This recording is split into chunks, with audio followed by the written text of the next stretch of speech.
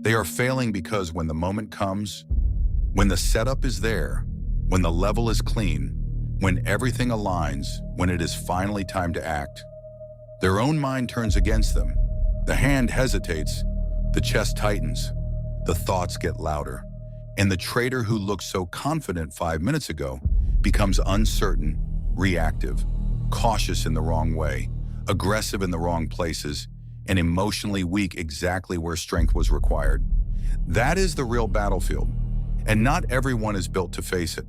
Because trading is not just a test of strategy, it is a test of nervous system control, a test of belief, a test of discipline, a test of whether you can remain calm while uncertainty stands directly in front of you and asks, "Are you really who you say you are?"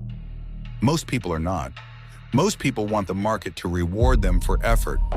They want the chart to confirm their intelligence. They want a clean setup to become a clean win simply because they deserve one. But the market has never cared about deserve. It only reveals. It reveals who is attached, who is desperate, who is entitled, who needs to be right, who still cannot separate outcome from identity. And that is why so many traders keep repeating the same cycle. They study more, they collect more concepts, they search for more confirmation, they add more tools, they become more informed, and somehow less free. Because knowledge without emotional control only gives the ego more language to justify fear. That is the trap. And if this already speaks to something you know deep down, hit the like button and subscribe now. Because this is not surface-level trading content. This is about the inner architecture of a trader who lasts. There is a story that captures this perfectly. A young analyst, brilliant, precise, technically sharp, had done the work. His levels were clean. His chart made sense. His model told him with confidence where price should react. And beside him stood a man who had seen more years in the market than the young analyst had been alive. When price came into that level, the young analyst said with certainty, "This is the low. This is where it turns." The older trader looked at the screen, picked up the phone, and sold heavily into that level. And price dropped right through it. No apology, no explanation, no debate, just reality. That moment destroys one of the biggest lies traders carry. That being right is what matters most. It doesn't. And the sooner you understand that, the sooner your trading begins to mature. Because being right feels good to the ego, but consistency is what pays. And the ego will destroy consistency every single time if you let it. A weak trader needs the market to confirm him. A strong trader only needs the market to present opportunity. That is a different way of moving. One is personal, the other is professional. One says, "I knew it." The other says, "I followed the process." One is trying to predict, the other is trying to execute. That difference is everything. Because trading is not a game of certainty, it is a game of probability. And that means something most people still resist. Anything can happen. Not because the market is broken, not because your strategy is useless, but because the market is bigger than your opinion, faster than your certainty, and indifferent to your emotional comfort. A whale can move size, a news event can hit, liquidity can shift, a clean setup can fail, and if your identity is attached to a single outcome, you will not survive that world with peace. You will hesitate, you will freeze, you will pass on good trades because the memory of the last pain is still alive in your body. This is what many traders do not understand. They think they are reacting to the chart. They are not. They are reacting to their memory of the chart. They are reacting to the trade that hurt last week, the breakout that failed last month, the entry they chased and regretted, the stop loss that felt like humiliation. So now a fresh setup appears, but the mind does not see a new opportunity. It sees an old wound wearing a different suit, and the body reacts before logic can even speak. That is why some traders hesitate on perfect entries. That is why some cut winners too soon.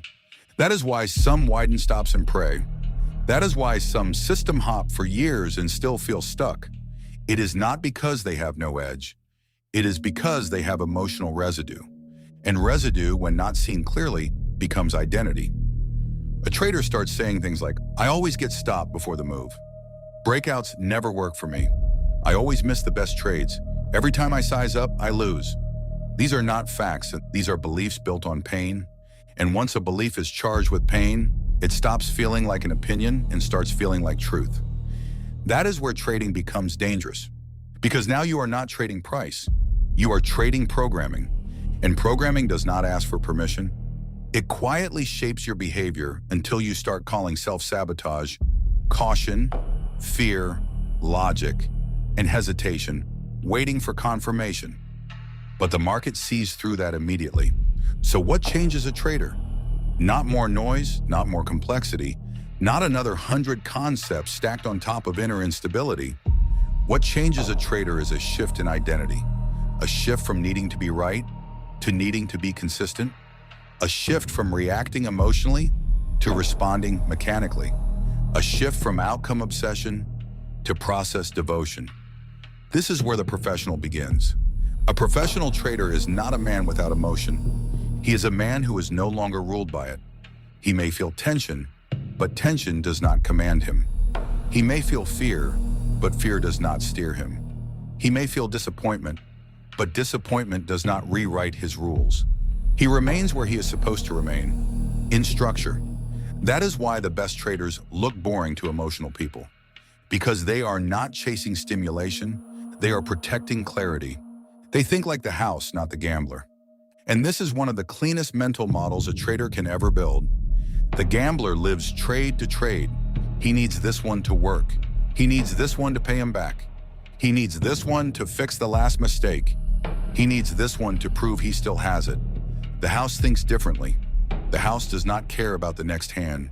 The house cares about the edge over time. That is how professionals think. Not emotionally attached to one outcome, not crushed by a short losing streak, not intoxicated by one great day. They zoom out. They understand that one trade means almost nothing, but 100 disciplined trades, that means something.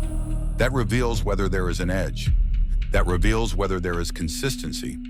That reveals whether the trader is actually operating like a business or just gambling with better vocabulary. And that is the question many traders still avoid. Are you really trading, or are you just seeking emotional experiences inside a financial environment? Because many traders are not after consistency. They are after relief. Relief from boredom, relief from self-doubt, relief from the need to feel progress, relief from the discomfort of sitting still. That is why they overtrade, because stillness exposes them. But the hunter is different. The hunter does not chase everything that moves. He watches, he waits, he lets the field reveal itself. He does not need action to feel alive. He trusts timing, and that is exactly what the market tests. Can you wait without weakness? Can you see opportunity without urgency? Can you take the valid trade without emotional drama? Can you lose without identity collapse? Can you win without becoming arrogant? Can you repeat the same process when boredom arrives? That is discipline, not the loud kind, the quiet kind, the kind that makes a man dangerous because he is no longer easy to disturb. This is why mechanical execution matters so much.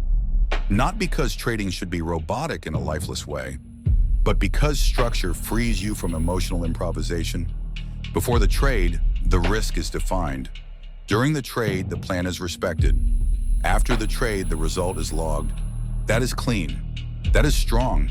That is what a mature trader starts becoming. Because once risk is accepted beforehand, fear loses much of its grip. Once the stop is respected without negotiation, self-trust grows. Once profits are taken according to plan instead of emotional greed, consistency begins to breathe. And once this repetition happens enough times, something inside the trader changes. He stops needing to feel ready. He simply becomes ready through repetition. That is how belief is built. Not by saying affirmations into the mirror, by collecting evidence, by following rules on losing days, by taking valid setups after red trades, by acting with discipline even when the market feels hostile, by proving to yourself again and again that your emotions are not the final authority. That is belief. Belief is not fantasy. Belief is earned trust in your own execution. And when belief gets stronger, fear starts getting quieter. Not because uncertainty disappears, but because you stop asking uncertainty to be comfortable. That is a major shift. Most traders still think the goal is to remove discomfort. It isn't. The goal is to remain composed inside it. That is what the top few percent learn. They stop trying to eliminate randomness. They learn how to stand properly inside it. They understand a few truths that free them. Anything can happen. You do not need to know what happens next to make money. Wins and losses come in random distribution. An edge is only a probability advantage, and every market moment is unique. These truths sound simple, but emotionally accepting them is another matter. Because once you accept them deeply, the need for control begins to die. And that is a good death, because control was never really yours. Behavior was. That is where power has always lived. Not in prediction, not in certainty, not in forcing the market to match your analysis.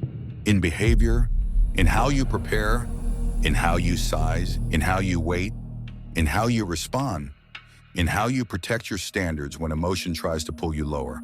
And when that clicks, trading becomes different, quieter. You no longer come to the chart hoping to be rescued by one good trade. You come prepared, you come neutral, you come with rules. If the setup is there, you execute. If it is not, you stay still. If you lose, you log it. If you win, you log it. If nothing happens, you remain unchanged. This is the beginning of freedom. And freedom in trading does not look like excitement. It looks like self-command. It looks like emotional neutrality. It looks like patience. It looks like a man who no longer takes every candle personally. That trader is hard to beat, not because he predicts perfectly, but because he is no longer wasting energy fighting himself. That is what fearlessness really is. Not the absence of fear, the absence of obedience to fear. And once a trader experiences that, even briefly, he knows there is no going back to the old way without feeling the difference. Because now the old patterns feel obvious. The revenge trading feels dirty. The late entries feel weak. The over-analysis feels like avoidance. The constant switching feels childish. The need to be right feels expensive.